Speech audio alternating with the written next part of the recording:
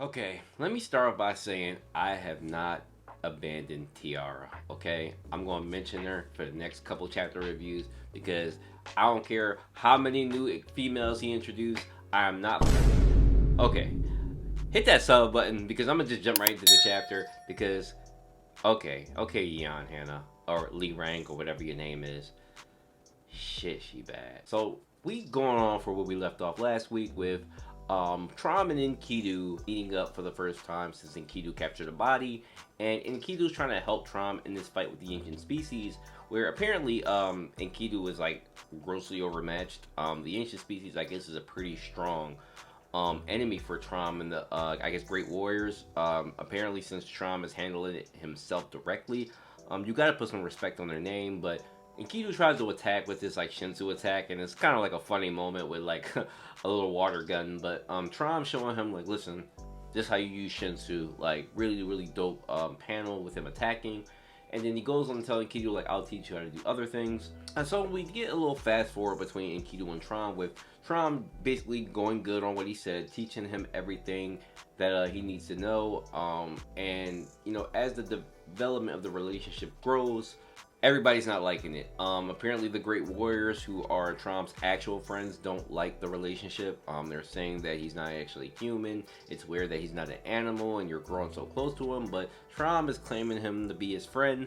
I'm still not riding along with that, but we'll get more into detail about that later. And Kidu even gets, you know, the blessings. They were not immediately granted to him. There were actually something given to him by Trom.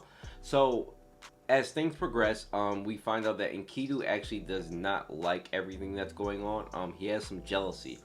And we get an introduction to a new character named Ameuz. Now, Ameuz to me is still Icarus. I need you guys to understand that. Her name may not be Icarus, and Icarus could have just been like literally a metaphor. We know she loves referencing other things. But I think this is still the same person. This is still Icarus. This is still the person that was created. So now apparently she actually fell in love with Trum, which is interesting because I thought it would have been the opposite way.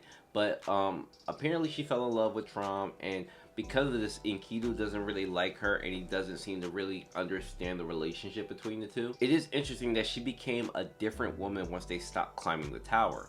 Now, if my theory, which you guys are well aware of now, is correct, that means that she's going against her prerogative, and that's why she's having trouble, you know, basically standing still and not climbing the tower. But she also is with the Great Warriors in terms of she doesn't really like or respect Enkidu for the being that he is. And then we cut to a little discussion scene between Traum and Ameuz.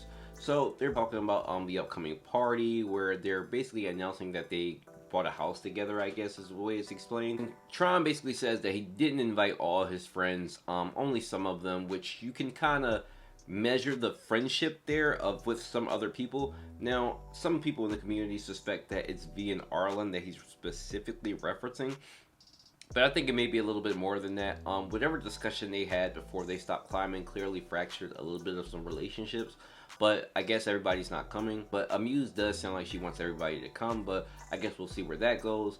Now, she does say that is Enkidu coming, and Trom says, well, of course. And she mentions that, when are you going to stop playing with him? Like he's a toy. Also leads with, I'm not trying to be mean, but I hope you don't screw it up.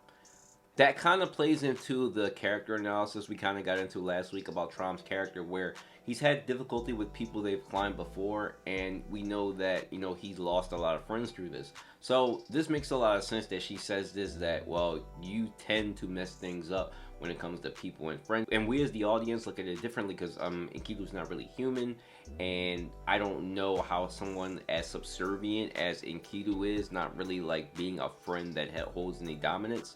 The relationship is different compared to, you know, actual people. As the conversation ends, Ameuz asks Trom, does he still love her?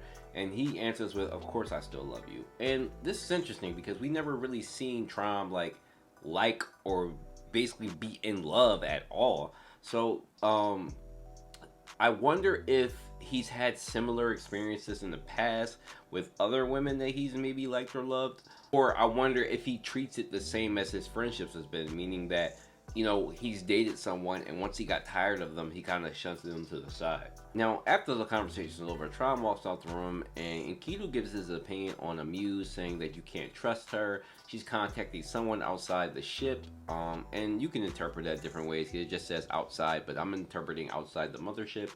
And you know, Traum basically checks him like, look, I told you before, and I'm gonna tell you again. Do not speak on me and my friends, and do not speak on her. And this causes a difficulty in Enkidu for the first time, that we actually get to really see that he doesn't understand like why he's not treated as a true friend, and why Traum doesn't see him that way. But again, I told you guys, I don't think that Traum sees him as a friend at all. You can give someone a title of friend without actually being a friend to them. You could literally just be using them. You see it all the time, like in high school when like kids like bully other kids, like, oh, you know, you got $3 today. You know, thanks, buddy. Let me get that off you. Like it's passive aggressive bullying. Just like this could be like not passive aggressive, but a passive friend. Like he's not an actual friend to him. So that's how I see their relationship. Now the party day is here, and Trom's all dialed up, and Kido's actually dressed in, you know, pretty nice garment, and Trum warns him to not offend any of his friends because they will kill you, which, you know, shows the difference between Enkidu and like the Great Warriors and the friends that are coming. Like they can apparently one shot him if they wanted to. But you know, Ameuz is there, and she seems excited, you know, about the whole thing. But she hasn't noticed that Traum and Enkidou planned a marriage proposal party, which I understand the anxiety and the excitement behind that when you see Traum's character throughout this chapter. I just went through my own 3 months ago, so I know how Traum's kind of basically feeling and how like you could be nervous and everything else. But it's a marriage proposal, so this is a pretty cool concept. As the party develops, we get introduced to two family heads, man. Fucking fire, bro. So first of all, Ed walks in, you know, Kun Edwin walks in looking dope, causing lightning everywhere per his crazy ass. And then we get introduced to Ari Han, the sword master himself, White's daddy. That man, yo, cold look, man. Like he looks like really white hair all over his face. He doesn't have a sword on him, but the guy behind him looking pretty badass. And he's talking about Ed like, why are you dramatic all the time? Like, you didn't have to come in here making all this noise. And Ed, being the clown, kicks this man in his back, and you can see the type of relationship they have. And as they're doing that, we get introduction to Yanha Li Rang, because her name is not Yeon Hanna. Okay, so real quick, I have a couple. I mentioned before, I had a couple different sources where I read Tower of God content. Not like the actual chapter, but different communities. There's a Facebook group that's pretty big, and I know a few people in there that post a lot of good information. And apparently, CU is changing some information about the family heads. Now, this is coming from one guy, but he's been good in the past on dropping information. So take this with a grain of salt. But he said that basically the family heads that we've not been introduced to, things may be different than what we previously knew. So I know a lot of you are blog post readers. I didn't read a lot of those blogs, but apparently some of those things that were mentioned are being changed now. So Yeon Hanna is now Yeon Li Ran. I kind of prefer the Hanna name, but it is what it is. But the Yeon family leader, this is her. She's a goddamn dime. I see why, like, she's the most beautiful. Like, goddamn, like, I ain't gonna lie. I almost Tiara almost took a back seat, but I ain't gonna let her embers die out, okay? But anyway, we see the relationship. Like, she's the type, you know, they'll sit back and like go, why are you guys fighting? And she's been known to have a temper as well. So really cool introduction, and you see the interaction between her and Ameuz. So Ameuz is pretty well respected and liked between the Great Warriors, so she's a part of the group. And this is the same thing that was described as Icarus was before we got the actual book. Icarus was described to be climbing with the Great Warriors and kind of have a good relationship with them. So this is clearly her, in my opinion. Gusting sitting on the side, being informed that Blossom's not gonna come because he's asleep. That's classic, but you can kind of see like the like kind of anime comedy, like, you know what I mean, relationship between these guys.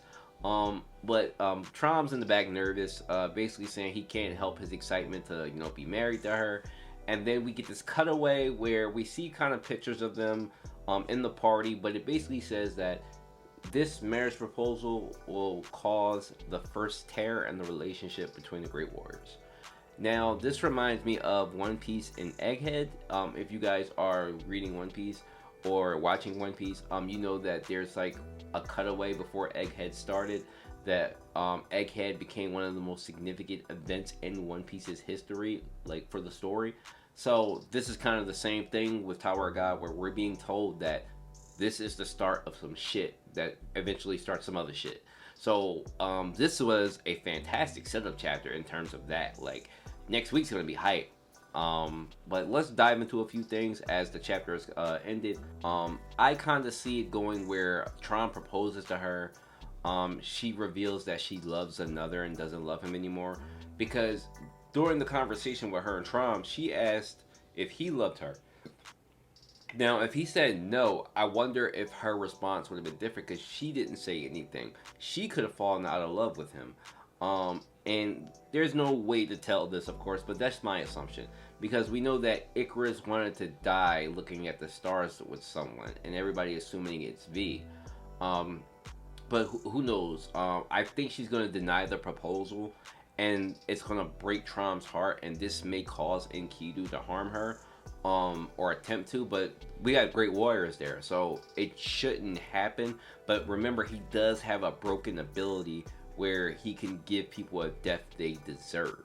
So given that she's not exactly an irregular and she's not exactly human, the effect may work on her, especially if she's like what I think, which is a tower-born creation. But that's all speculation. I've already given my 2 cents about Traum and Kidu's relationship. Again, I think it's more master servant or brother little brother kind of thing.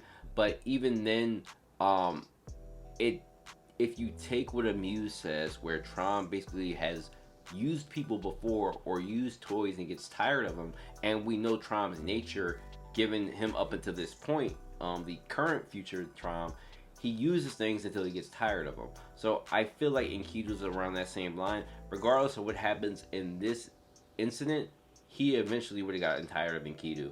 That's my opinion. But yeah, chapter is a 7.5 out of 10.